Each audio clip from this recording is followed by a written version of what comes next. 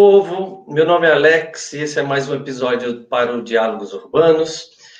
Hoje, dando sequência às nossas discussões conjunturais, temáticas, a gente vai discutir a situação da Bolívia, a questão das eleições na Bolívia e quais os impactos disso para a América Latina e para o Brasil. Para me ajudar aqui nessa conversa, eu tenho o prazer de dividir esse diálogo hoje com o professor Fábio. O professor Fábio, além de ser um grande amigo, ele é também um dos integrantes do nosso grupo de discussão, do Diálogos Urbanos, é cientista econômico, também é professor universitário, e a sua pesquisa é justamente sobre a economia e a sociedade boliviana, né? Então, eu inicialmente gostaria bastante de agradecer ao professor Fábio pela disponibilidade em conversar com a gente e iniciar pedindo, Fábio, por favor, se a gente faz uma conversa bem tranquila, mas se você puder dar um pequeno panorama da questão recente na Bolívia, a questão eleitoral, e o que representa essa eleição atual do Arce na Bolívia.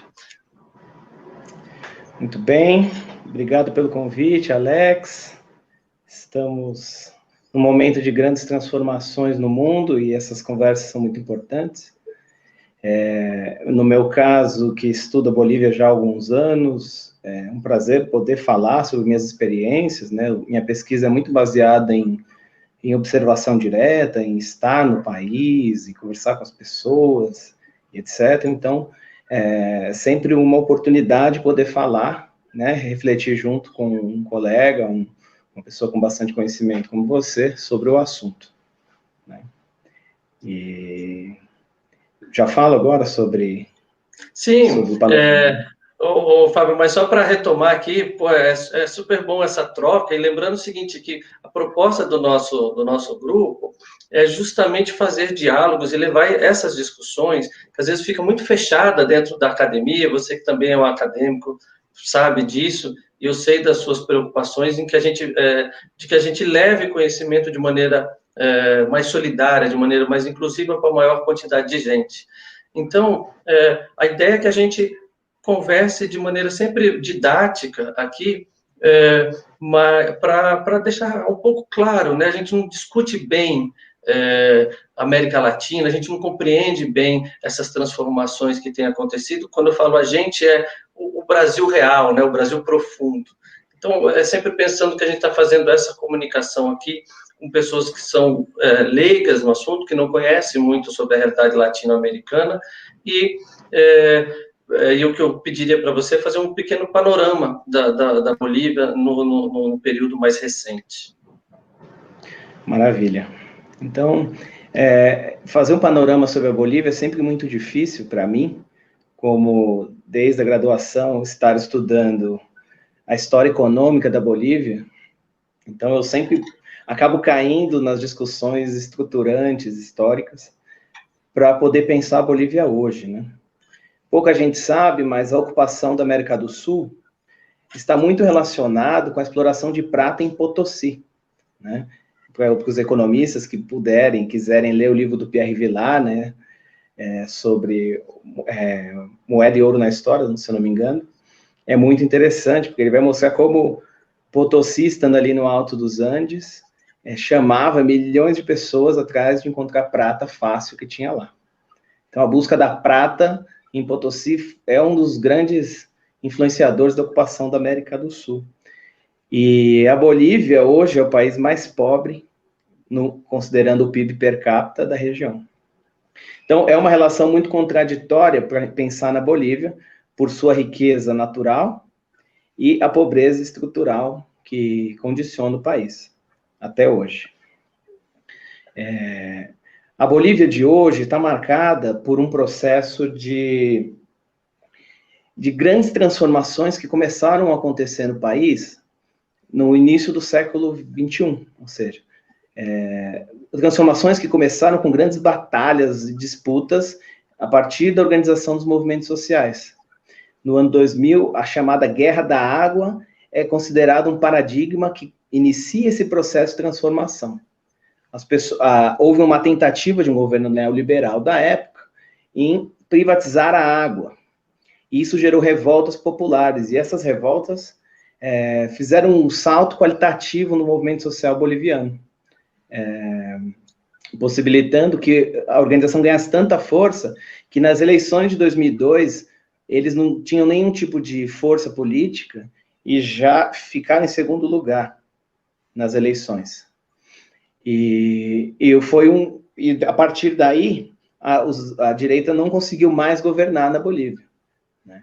O presidente que foi eleito em 2002 não teve condições de terminar o mandato, porque ele acabou tentando fazer um tipo de outra privatização do gás, uma forma de exportação através do Chile, que gerou muitos conflitos, levando à chamada Guerra do Gás, e ele renunciou, fugiu dos Estados Unidos, e o vice-presidente, que era o Carlos Mesa, assumiu, chamou, por pressão dos movimentos sociais, um plebiscito para nacionalização dos recursos naturais. Isso já em 2005. E essa nacionalização vence o plebiscito, mas o governo neoliberal não tem capacidade de implantar a lei, e fica inviável a governabilidade, e o vice-presidente também renuncia. Então, entra um governo de transição, e aí vem uma eleição em que o primeiro representante indígena é eleito presidente da Bolívia, né, o senhor Evo Morales, conhecido de todos. Em 2005 ele é eleito, e com uma grande vitória eleitoral, e inicia um processo que eles vão chamar de um processo de transformação, ou um processo de câmbio, em espanhol, né, como eles comumente chamam, né, um grande processo de transformação da Bolívia para o vivir bien.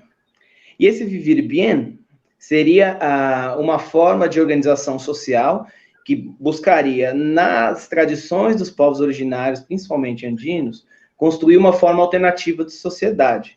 E eles nomearam essa forma alternativa deste horizonte de socialismo comunitário.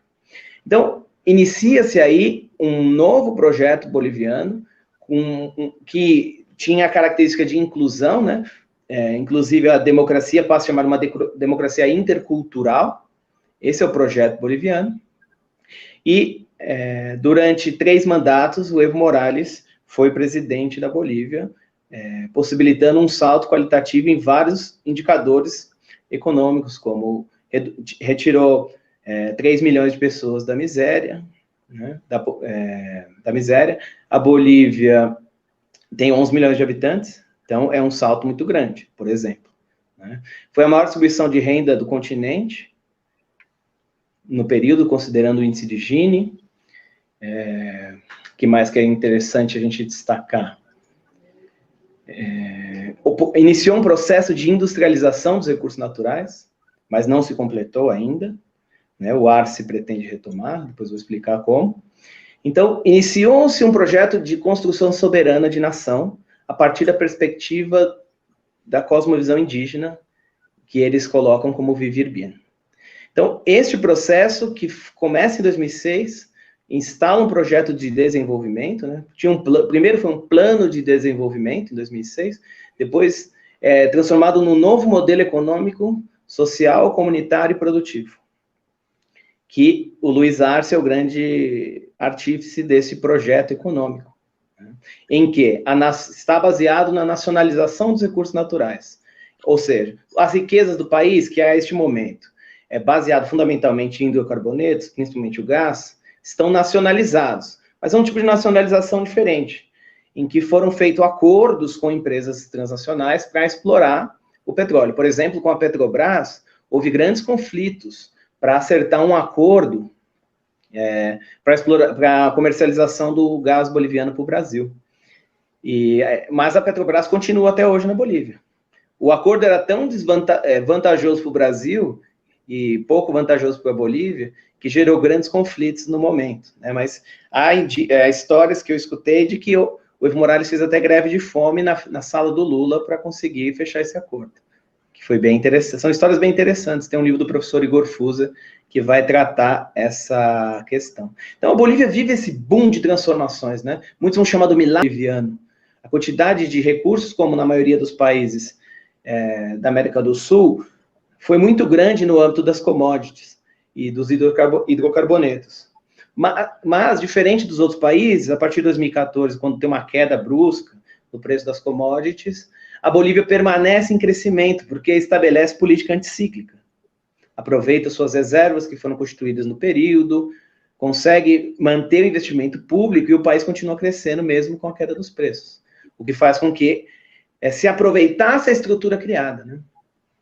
Então, é esse processo que entra em choque em 2019, na tentativa do Evo Morales de chegar ao 4º mandato. Ou seja, ele ganha a eleição do 3º mandato com uma vantagem em mais de 60% no primeiro turno. Com a vantagem, não, com mais de 60% dos votos no primeiro turno. E quando ele quer aproveitar disso, dessa força que ele tem em 2016, para fazer um plebiscito que garantisse a possibilidade de ele se reeleger mais uma vez. E só que ele acaba perdendo o plebiscito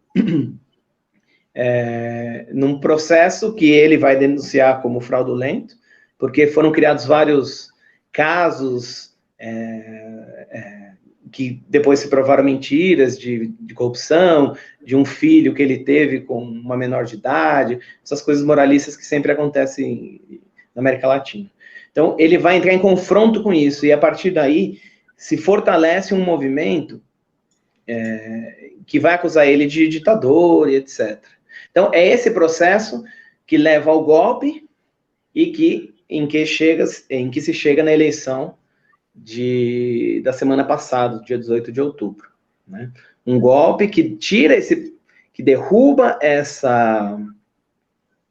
esse processo de mudança, né, de quase 14 anos, com acusações de que Evo Morales era um ditador e que queria se perpetuar no poder, e que, inclusive, fez fraude na eleição de 2019 com chancelas da OEA sobre a possibilidade de fraude, mas que nunca foi provada.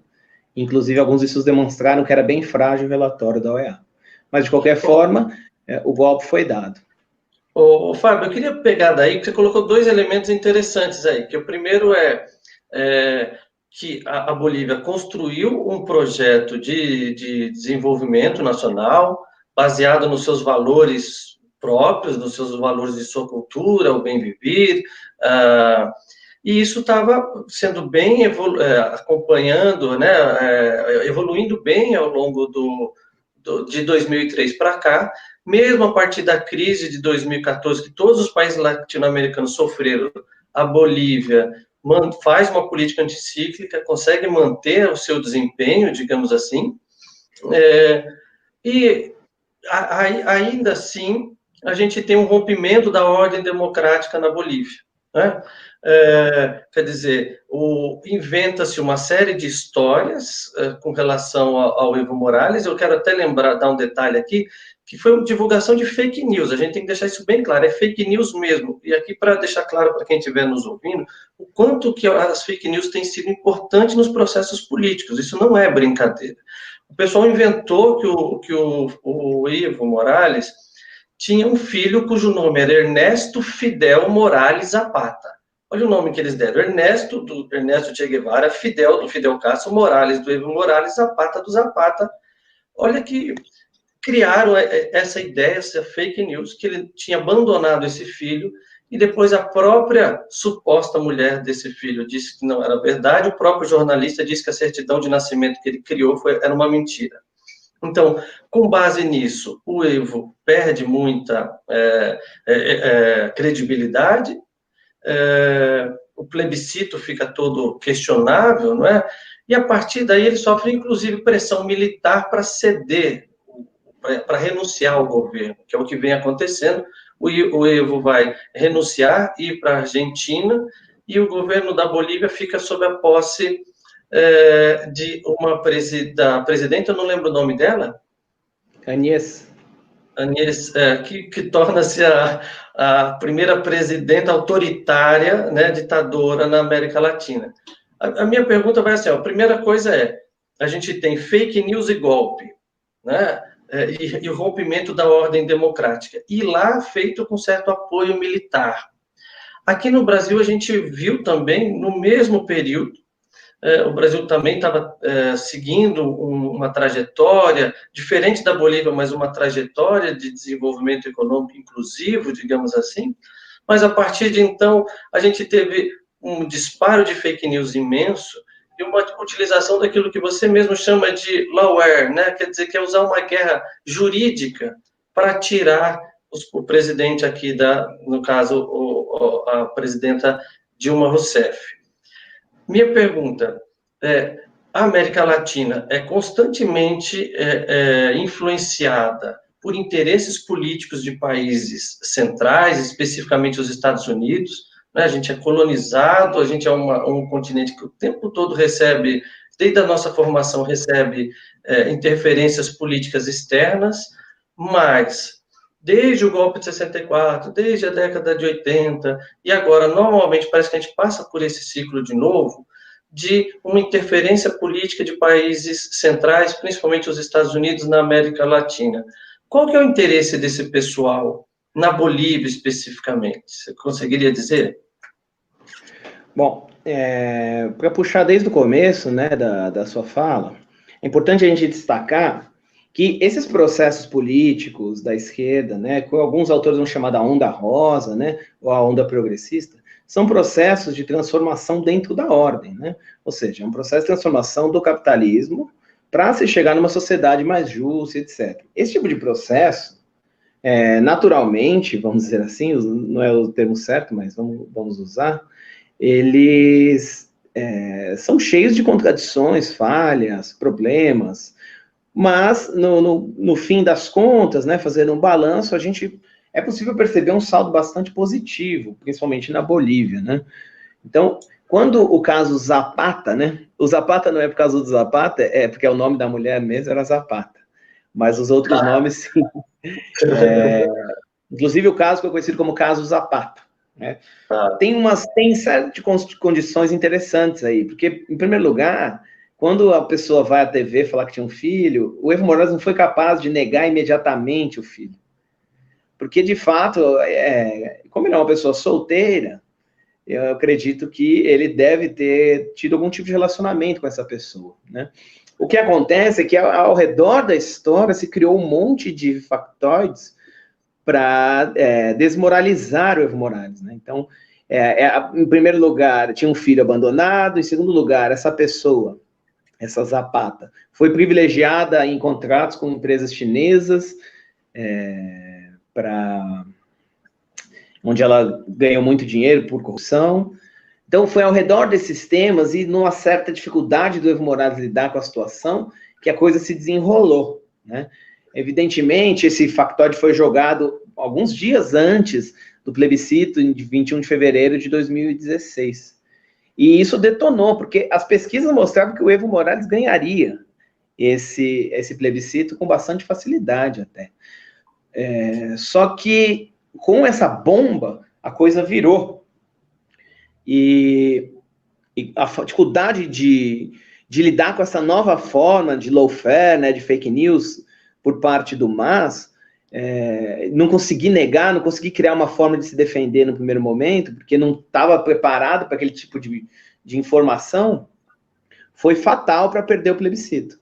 E é nesse sentido que o Evo Morales vai entrar na Corte Suprema para garantir o direito à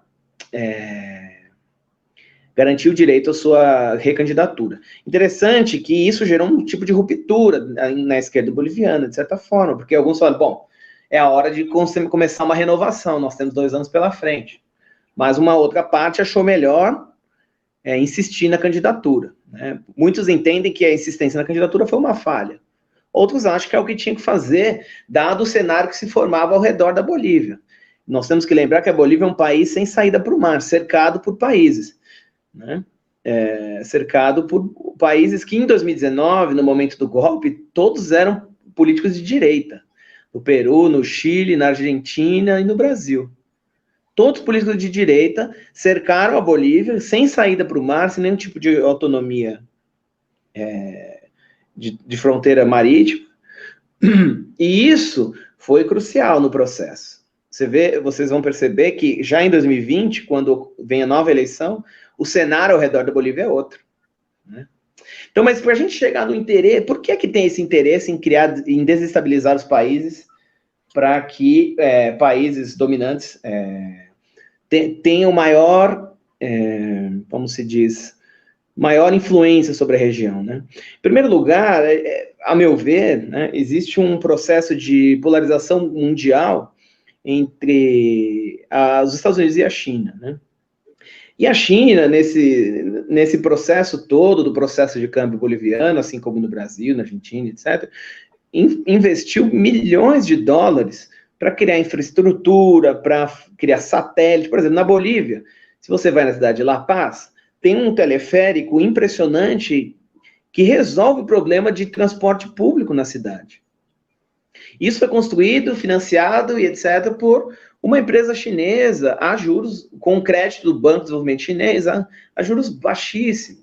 Assim como o satélite do Pacatari, que é o satélite boliviano, que garante uma melhoria significativa nas telecomunicações do país, também foi construído, lançado, as pessoas foram treinadas, as bases de observação foram todas construídas por capital chinês. Olha que interessante. Esse tipo de aliança com a China talvez seja o primeiro ponto a se observar para pensar esse processo de golpe. O Brasil, por exemplo, estava organizado através dos BRICS. Tinha a ideia de criar um banco dos BRICS, uma moeda regional. Tudo isso cria uma pressão sobre a potência americana em decadência. Eles já estão em decadência, ainda tem que lidar com o seu quintal, criando alternativas ao poder do dólar. Não é algo muito agradável para o Império, né? Teve um senador americano que foi dar uma entrevista para a Sputnik News, é até engraçado isso, que ele falou, olha, a gente estava achando que esse negócio de estar muito próximo da China ia dificultar o acesso aos recursos naturais que tem na América Latina que a gente precisa. Isso foi conversado, o cara falou na maior cara de pau. Depois o Elon Musk, que é o CEO da Tesla, vai dizer que não, a gente dá golpe quando quiser, não tem importância, nós mandamos, né? Então, esse processo de ingerência externa sobre os países da América Latina é um processo histórico, né? Porque, no fundo, a gente ainda está naquela discussão do Caio Prado, do sentido da colonização. A gente não supera isso radicalmente. Supera aí... Na Bolívia não supera praticamente em nada, porque não se estabeleceu um processo industrial autônomo. No Brasil ainda teve alguma industrialização, que agora está sendo totalmente destruída. Mas na Bolívia não. É a primeira vez na história que a Bolívia começa a industrializar o país, em alguma medida. Indústria siderúrgica está sendo construída, está industrializando o gás ao invés de vender matéria-prima, tem a maior reserva do mundo de lítio e diz que não vai tirar uma tonelada de lítio de lá se não for industrializado ou transformado em bateria. Então, veja, é um projeto de desenvolvimento nacional colocado na Bolívia. E isso vai contra a lógica neoliberal que é estabelecida desde os anos 70, de transformação do mundo no âmbito global, né? Principalmente depois da queda da União Soviética, isso fica mais claro, né? Eles tentaram até dizer que a história acabou, né? A gente sabe disso. Então, a ingerência externa é uma regra. E a gente às vezes diz, mas é o Trump que faz ingerência externa, etc. Não, o Trump é um símbolo disso, na verdade, porque ele fala abertamente, Make America Great Again. Mas os Estados Unidos têm suas agências de inteligência que interferem na América Latina constantemente. É só a gente relembrar do caso dos Wikileaks, por exemplo, que tinha a escuta da Dilma Rousseff, da Bolívia, tudo que você pode imaginar, o uso da desculpa do narcotráfico para invadir os países e tomar conta dos recursos naturais, são coisas que constantemente acontecem, e a gente, se não está esperto, cai no conto da carochinha da mídia.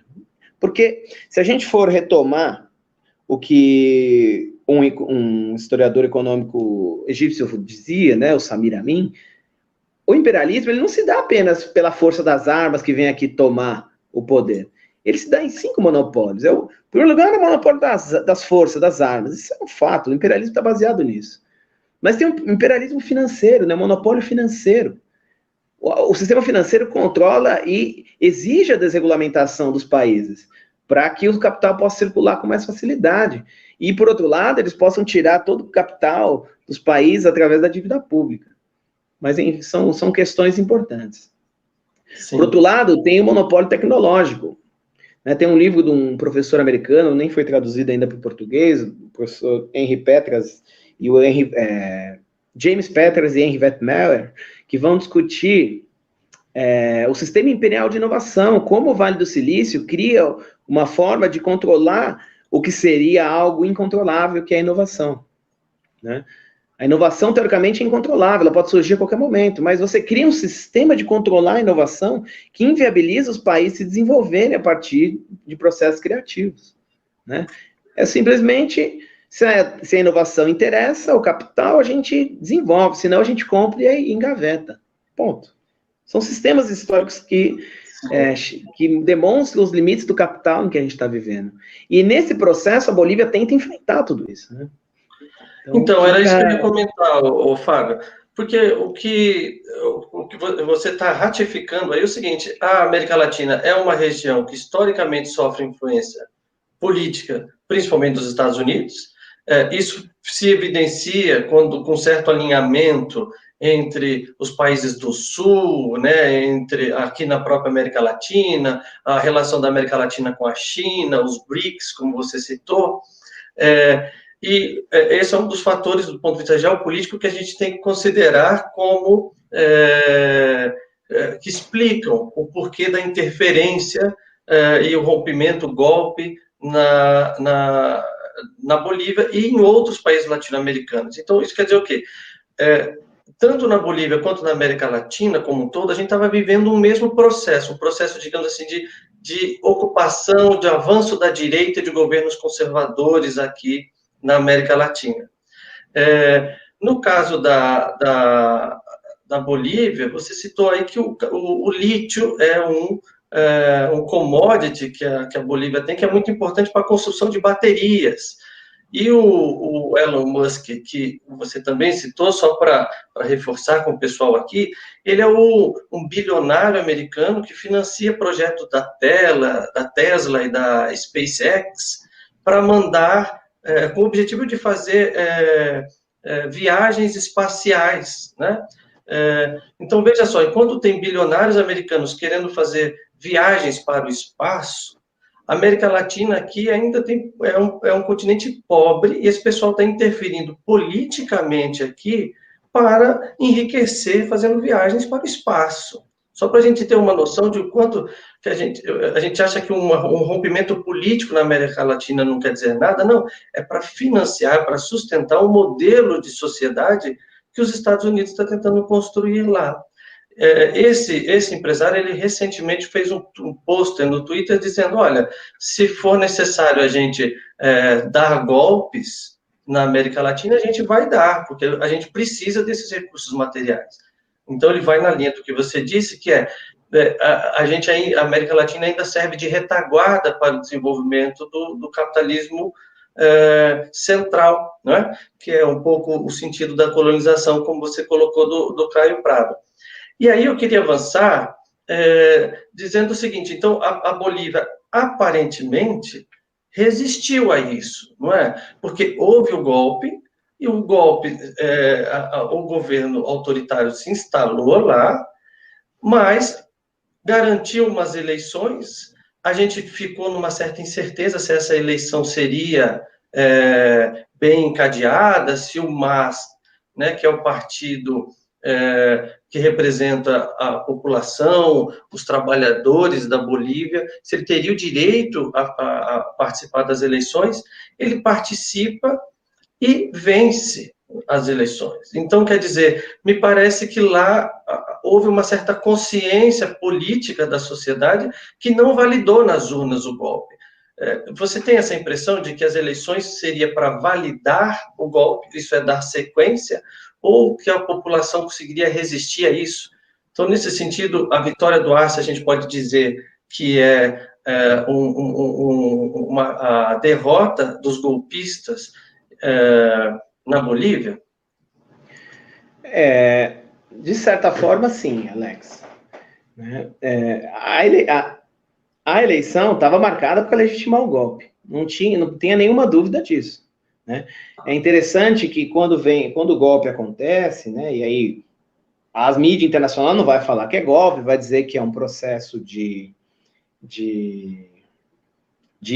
manifestação legítima da classe média boliviana, etc. Mas fica complicado quando os militares recomendam Evo Morales que renuncie. Então, fica evidente um golpe e assume o poder uma senadora de direita cristã, né? Afinal, o Camacho, né, que é um conservador de Santa Cruz de la Sierra, ele entra no palácio do governo com a Bíblia na mão, né?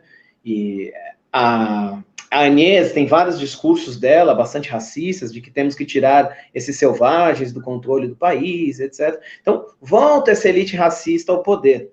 Só que o processo de mudança na Bolívia, como você mesmo comentou, não estava em crise econômica, não tinha um grande problema para ser resolvido. O que tinha era uma disputa de poder mesmo, mas que não podia ser legitimado por uma base material.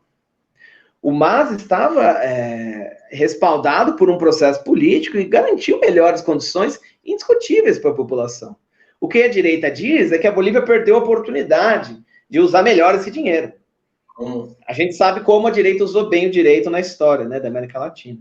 Mas a desculpa deles para criticar o MAS não é que não foi bom, é que eles perderam a oportunidade de ser melhor. Olha que interessante. E que ali tinha um governo autoritário, que o Evo Morales é ditador, etc, etc, etc. Aquela coisa que a gente já conhece. Então, quando vem a eleição, era para ter sido marcada 3 meses depois do golpe. Só que as pesquisas apontavam que o MAS ia ganhar de novo. Porque havia uma certa rejeição ao Evo Morales, vamos dizer assim. Né? Todo político que fica muito tempo gera um desgaste, né? Mais ou menos natural na administração pública. Né? E o Evo Morales já estava desgastado, de certa forma. Porque não tem como você fazer política que agrade a gregos e troianos. A disputa política, por mais conciliatória que seja, tem pontos que vão agradar mais a certos grupos. Então, esse desgaste do Evo Morales, quando ele sai, apesar do medo do MAS de não ter uma força política capaz de capitanear esses votos, se mostra o reverso. Né? Então, logo de cara, já se sabia que o MAS ia ganhar. Então, qual foi a estratégia da direita? Postergar a eleição indefinidamente. Aproveitando a desculpa da pandemia, postergar indefinidamente a eleição. Foram 3 postergações, todas elas quando saíram resultados de que o MAS estava na frente. Olha que interessante. Só que, ao mesmo tempo, pra você ter uma ideia, em 2019, o país ainda cresceu, mesmo tendo 3 meses do ano paralisado, por causa do golpe. Ainda cresceu porque o processo, no começo de 2019, foi intenso. Estimava-se crescer 4% em 2019, se eu não me engano, cresceu 2,4%. Enquanto o Brasil, com a nossa miséria de crescimento de menos de 1%, a gente sabe. Bom, então, foi muito difícil apresentar algo que desmoronasse por completo o projeto do MAS. Então, criou-se uma coisa do tipo, o que a gente conhece aqui no Brasil, do antipetismo, lá se reverteu no antimazismo. Mas na Bolívia existe uma ruptura regional muito interessante. O povo dos Andes não dialoga muito com o povo das terras baixas, principalmente as elites. Mesmo as elites de baixo e de cima não dialogam muito. Então, historicamente, essa região das terras baixas é uma região que tem interesses separatistas, né? Dizem que aos crucenhos o sonho é ser brasileiro. Já ouvi esse tipo de comentário nas ruas da Bolívia.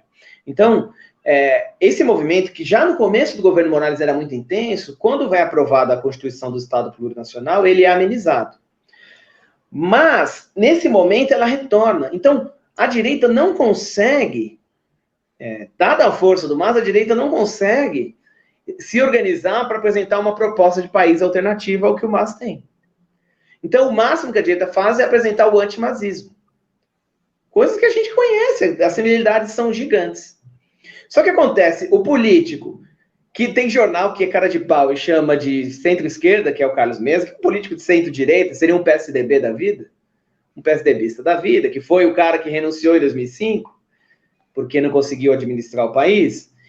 Ele, que ficou em segundo lugar na eleição de 2019 e chamou a fraude, ele não se acertou com o Camacho, que era o candidato de Santa Cruz, para fazer uma oposição ao MAS. Então a direita ficou dividida. Só que a Agnès, que entrou para chamar a eleição, ela também quis se candidatar. Até pouco menos de um mês da eleição, ela era candidata, com 10% dos votos. O que acontece é que ela disse que não seria candidata. Ela foi uma promessa de quando assume. Né? Mas dada a postergação indefinida, etc., para tomar o poder, a gente já sabe, tentou-se nesse período de um ano, tudo para desmoralizar o MAS, criou-se processos contra o Evo Morales, tentou falar que ele era pedófilo, teve jornalista espanhol, cara de pau, falando cada barbaridade que vocês devem pesquisar para saber, não vou me alongar aqui. Mas foi uma baixaria de nível radical. Então, quando chega a terceira postergação da eleição, o povo foi para a rua. O povo boliviano ocupou as ruas, mesmo no meio da pandemia. Isso foi determinante para que a eleição fosse... esses movimentos fecharam tudo, bloquearam o país inteiro e exigiam a eleição naquele momento, imediatas. E aí uma parcela do MAS ficou disposta a negociar para que as eleições fossem em outubro, e a outra queria naquele momento. Então, há no MAS, inclusive, algumas disputas. É bom esclarecer que o MAS ele não funciona como um partido político. O MAS, que significa Movimento ao Socialismo, na verdade, ele é um instrumento político da soberania dos povos. Ele é um instrumento dos movimentos sociais para concorrer à política. Ele não funciona como um partido, isso é muito interessante. E essa força que vem dos movimentos sociais que determina o processo.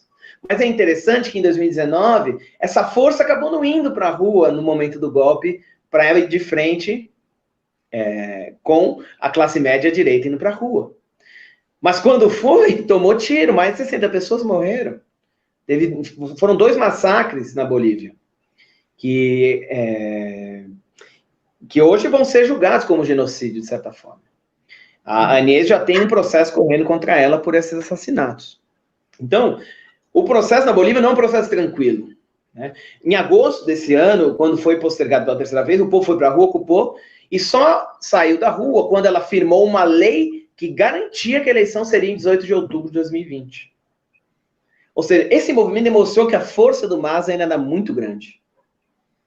Só que olha que interessante, as pesquisas, até antes, no dia da eleição, apontavam uma divisão da direita entre Camacho, que é o representante de Santa Cruz, e Mesa, que é o representante das elites das terras altas. Essa divisão possibilitaria que o MAS ganhasse em primeiro turno, mesmo sem ter maioria absoluta. Porque na Bolívia, para você ganhar em primeiro turno, ou você tem mais de 50%, óbvio, ou você tem mais de 40% e 10% de diferença para o segundo. A direita dividida, você conseguiria dar vitória para o MAS com menos de 50%. Então, a direita começou a se degladiar. A Agnès tirou sua candidatura pouco tempo antes da eleição. E dizendo que o povo deveria se unir num nome só para poder concorrer com o MAS.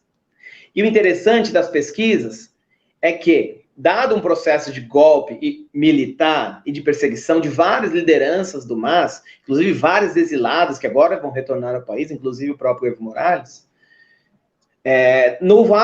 nas pesquisas eleitorais, tinha mais ou menos 10% de pessoas que diziam que preferiam não dizer em quem iam votar.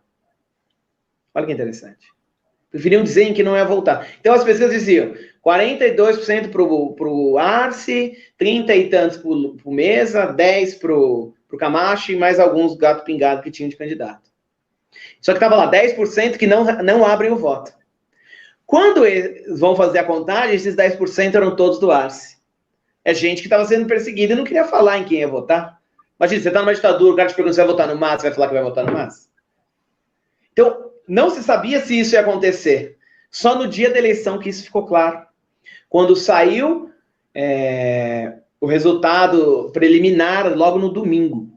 Né? Então, ficou evidente que, além de recuperar a força das bases, a reorganização do movimento social, o MAS, ao colocar o Arce, é um candidato um pouco mais moderado na perspectiva da classe média, porque é um economista, foi professor de Harvard, é reconhecido internacionalmente como um importante economista, né? Coloca ele como candidato cria uma capilaridade na classe média boliviana. E, ao mesmo tempo, coloca como vice um representante indígena, né, o Davi Choquehuanca. E esse candidato puxa todos os votos da base dos movimentos sociais. Então, por um lado, o governo golpista foi um desastre absoluto. Pra você ter uma ideia, o ministro da Saúde foi preso logo no começo dos movimentos para combater a Covid, porque ele pegou o dinheiro que era para comprar equipamento de respiradores e pôs para o bolso. Então foi preso logo de cara. Então foi um desastre absoluto. Provavelmente uma limpeza de cofre radical. Ainda a gente não sabe as consequências do processo. Mas foi um desastre. Então, somando um desastre radical, que o povo já fica com medo. Vou votar nessa galera? Não sei. Colocando um candidato um pouco mais moderado, mas ligado fortemente com a história da luta, porque o Arce foi o ministro da Economia por 12 anos, né, no governo Morales, foi o idealizador do modelo econômico proposto. Isso levou a uma vitória radical da esquerda na Bolívia. Se esperava que fosse uma vitória apertada e se criaria um processo de tensões muito fortes no país. Inclusive, havia perspectiva de alguma guerra civil na Bolívia. Tamanha a preocupação que estava ao redor. Então, isso chamou a atenção de muitos órgãos internacionais, tanto interessantes para a direita como para a esquerda. Tinha muita gente observando as eleições. Então, não tinha muito como fraudar a eleição. A direita que organizou a eleição foi obrigada a fazer uma eleição mais ou menos limpa. E logo de cara, quando sai o resultado, é tão acachapante que eles são obrigados a aceitar. Perdemos, não temos mais o que fazer. A não ser aquele grupinho de Santa Cruz separatista.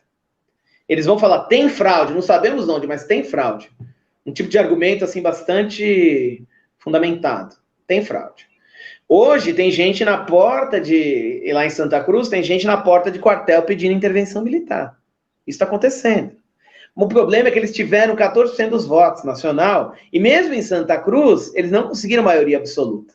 O MAS em Santa Cruz teve 35% dos votos, enquanto o Camacho, que é esse representante cristão, defensor, amigão do Bolsonaro, teve 45%. Então, não é que eles ganharam tão fácil assim. Então, fica aquele grupinho terraplanista pedindo intervenção militar, coisa que a gente conhece. É coisa financiada externamente, a gente sabe, para desestabilizar. Não é exatamente o governo dos Estados Unidos. Os Estados Unidos é cheio de think tanks que estão aí para desestabilizar os países e fazer as coisas de acordo com os interesses do país. Então, legal. A vitória do Arce é um sinal, é uma vitória popular, né? Demonstra que o MAS, que dentro das suas contradições se aproximou muito da ideia de conciliação, etc., vai ter que dar um passo para pensar o poder popular, de certa forma. Porque é aí que está a força do partido e das políticas do partido. O distanciamento que no processo histórico ocorreu, assim como ocorreu no Brasil e outros, lá um pouco menos, um pouco mais, os movimentos continuaram no poder, mas agora é um momento que isso vai ter que ser renegociado dentro das bases do partido. Então, a esperança, só para fechar, a esperança de uma nova onda progressista na América Latina. Né? É a Bolívia que recupera o poder de forma acachapante, é a Argentina, que já tem um governo de esquerda, o México, que tem um governo de esquerda, é o Equador e a Colômbia com manifestações o tempo todo, pressionando, é o Chile, que fez manifestações radicais, que obrigaram o governo ultra neoliberal a chamar a Constituinte, e essa Constituinte foi votada agora no fim de semana, e aprovada, e o grupo Constituinte vai ter que ser com equivalência de gênero, vai ter que ter metade de mulher, vai ter que ter representante indígena. Então, a onda progressista parece que está despertando de novo na América Latina, vamos dizer assim. Então, é um processo a se ver, porque ao mesmo tempo tem a pergunta dele dos Estados Unidos. Essa é a pergunta que eu ia fazer para você, porque é o seguinte, você já respondeu parcialmente ela, mas você falando para finalizar a questão da Bolívia especificamente, eu me vejo, é claro que cada país tem a sua peculiaridade, mas se eu pudesse sintetizar, eu tenho a impressão de que a gente está olhando um pouco no espelho da sociedade brasileira. Quer dizer, houve governos seguidos, progressistas no Brasil, aí assim como o Evo, isso também deu um esgotamento lá, também deu um esgotamento aqui, mas a direita não ganhou pelas urnas, ela teve que usar de instrumentos, tal como fake news, ela teve que ter apoio militar, ela teve que usar de lawfare, aí no sentido de usar instituições para desestabilizar os governos. Aí, há um golpe aqui no Brasil, há um golpe na Bolívia, governos conservadores na América Latina como um todo, né, como você mesmo citou, a Argentina, a Bolívia, o Brasil, o Chile. Porém, curiosamente, esses governos se mostram desastrosos, como é o que está acontecendo aqui no Brasil. O modo como você citou do governo boliviano lidando com a pandemia foi tão ruim como o governo brasileiro, também o governo central aqui, que está lidando de maneira caótica com relação à pandemia. E aí, ao mesmo tempo, o que a gente está vendo o Chile já deu um respiro de esperança, né? E você citou bem o exemplo ali, a questão do plebiscito. A Argentina, aparentemente, já conseguiu dar uma volta aí com a vitória de um governo progressista. A Bolívia agora não confirma o golpe, dá posse ao Arce e com o vice-representante indígena. Só o Brasil é que ainda está parado nessa. Então, para a gente finalizar, dado aqui o avançado da hora, acho que é possível a gente dizer que o pêndulo político na América Latina está voltando. Mas voltou no Chile com as pessoas na rua, voltou na Argentina com uma manifestação das pessoas na rua, a Bolívia, você citou bem aí, o Márcio foi para a rua, não é? E aí, se a gente puder aprender um pouco isso com o caso brasileiro, aqui parece que está meio quieto, né? E a gente sabe que as elites latino-americanas, elas usam de qualquer pretexto para romper com a regra. Aqui, a regra é romper a regra. Tanto é que derrubaram a gente, derrubou na Bolívia, golpe na Argentina e tudo mais. E é histórico isso. Agora, dado que o Brasil está nessa pasmaceira, aqui aparentemente está quieto, como é que você enxerga com os olhos naquilo que você aprendeu da Bolívia? Como é que você vê isso na sociedade brasileira? Você acha que esse movimento pendular pode contribuir para a gente também? Olha, Alex, o Brasil é um tiranossauro rex na América Latina. Nós somos um país continental, uma população que praticamente é a população do resto todo, e o que acontece no Brasil é muito significante para o que acontece em todos os outros países, né? A Argentina é a segunda potência da América do Sul, mas o Brasil é muito grande e a economia do Brasil é muito forte. Então, o Brasil é o termômetro, vamos dizer assim, para esses processos, né? Há relatos de que quando o Lula ganha em 2002, ele vai lá conversar com o Bush e fala: fica tranquilo que tá comigo, amigão. Vou controlar, o pessoal aí de esquerda é meu amigo, vamos todo mundo fazer... Ninguém vai fazer bobagem, ninguém vai fazer loucura, né? O Lula tem essa posição mais liberal e ele foi dialogar. Tem relatos no livro do Gilberto de Carvalho, bem interessantes. Eu acho que a leitura é fundamental para entender esse processo. Nesse momento, o Brasil é um aliado de primeira linha do Trump, né? O Bolsonaro é um aliado de primeira linha do Trump. Então, o governo brasileiro tem esse trabalho de manutenção da ordem, seja através das redes, etc. Tem um trabalho muito forte de organização das massas através das redes sociais, etc. Isso deve ter muito dinheiro circulando para que isso se mantenha de forma bastante estável como está. Só que o processo americano não é um processo tranquilo. A gente sabe que lá a coisa está degladiando também, né, entre a direita extrema e a centro-direita dos democratas. Então, há um momento em que os Estados Unidos não têm condições de olhar radicalmente para a América Latina, porque eles estão se degladiando internamente. Então, é um respiro para a América Latina conseguir fazer as coisas. Veja, em 2019, quando a Bolívia fez a eleição, que o Evo ganhou e foi alegado fraude, tinha o Bolsonaro e o Macri nas maiores economias da região cercando a Bolívia. Quando faz a eleição agora em 2020, o Bolsonaro está forte no Brasil, mas o Macri já foi espirrado da Argentina. O Piñera está pressionado por uma constituinte. Veja, os 3 países cercando a Bolívia, os 3 países mais fortes, né, tirando o Peru, mas que também se posiciona mais ou menos neutro. Os 3 países, os 2 países fortes tirando o Brasil, estão sob pressão. Na verdade, a Argentina já está sob um outro governo. Então, a correlação de forças geopolítica nesse momento da eleição era bastante, significativamente diferente. Então, dar um golpe na circunstância seria muito mais difícil. É interessante, no dia que eu cheguei em La Paz para acompanhar as eleições, chegou junto um argentino, um deputado argentino que foi como veedor, né, como eles dizem, como observador internacional. E ele foi preso na chegada, esse argentino. Tamanho o medo que se tem dos argentinos. Porque a Argentina é uma potência na região. De fato, a gente sabe. É a única potência que, de alguma forma, olha frente a frente com o Brasil. Olha que interessante. Olha que coisa. O Arce, um dos primeiros falas dele, fala o seguinte, ó, contrato com o Petrobras que foi feito no governo Anês vai ser revogado. Vamos ter que fazer outro. Não aceitamos contratos feitos pelo governo golpista. Olha a importância que o Brasil tem num país como a Bolívia. Né? A Bolívia tem a população da cidade de São Paulo. Imagina só. Então, há uma pressão muito grande do Brasil na região. Só que esse movimento internacional de desgaste do processo americano e a vitória de alguns movimentos de esquerda que já superaram certos governos desastrosos da direita, possibilitou que o golpe na Bolívia tivesse muita dificuldade de se afirmar.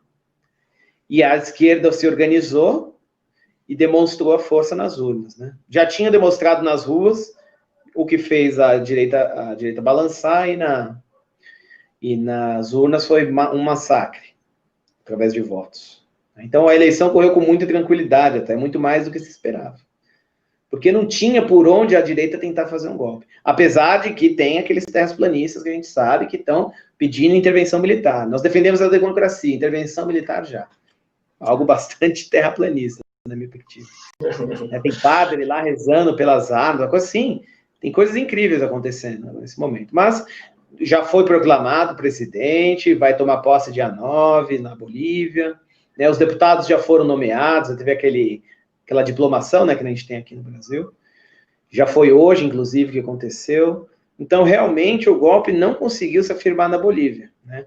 Pode ser um símbolo, eu acredito que sim, desse processo de uma virada histórica. Né? Agora, se isso se perpetua, como aconteceu no início do século, aí já é uma pergunta um pouco mais complexa. Né? A gente vai ter que acompanhar muito isso como analistas, pensadores, e também como militantes da justiça social. Nós vamos ter que ocupar as ruas também, porque as tentativas de golpe, eu acredito que serão muito mais permanentes e recorrentes. Legal. Ô, Fábio, nossa conversa aqui atravessaria a noite, né? Mas a gente sabe que é sempre bom botar uma restrição de tempo aqui. Quem estiver assistindo a gente, no momento em que a gente publicar o vídeo, vai colocar as perguntas aqui, e aí a gente também faz um diálogo através dos comentários que se faz, tá? Mas eu queria mesmo aqui te agradecer pela conversa. Muita informação importante. Eu não lembrei no início, mas o Fábio estava na Bolívia como observador das eleições, então ele acompanhou todo o processo de lá, também foi nos orientando, escreveu matéria sobre isso. Então agradeço muito a disponibilidade e deixo aí alguns minutinhos para você fazer uma finalização, uma ideia final, e aí depois eu já encerro aqui. Tá legal, Alex. Obrigado pelo convite. Quem tiver alguma pergunta pode me mandar e-mail. Depois o Alex coloca, você pode colocar aí, né? Fábio Mendes, com demudo@gmail.com. Pode me mandar pergunta, estou à disposição para responder o que eu puder. Estou escrevendo alguns artigos sobre o processo, então em breve vou divulgar com o Alex também, vocês poderão acompanhar, ler e comentar. E a perspectiva que fica como uma provocação final É exatamente isso que a gente tentou pensar aqui, né? A América Latina tá se mexendo, né? O México e a Argentina, que são os dois, a segunda e terceira economia da América Latina, estão já sob governos de esquerda, né? O Bolsonaro está pressionado ou não está, né?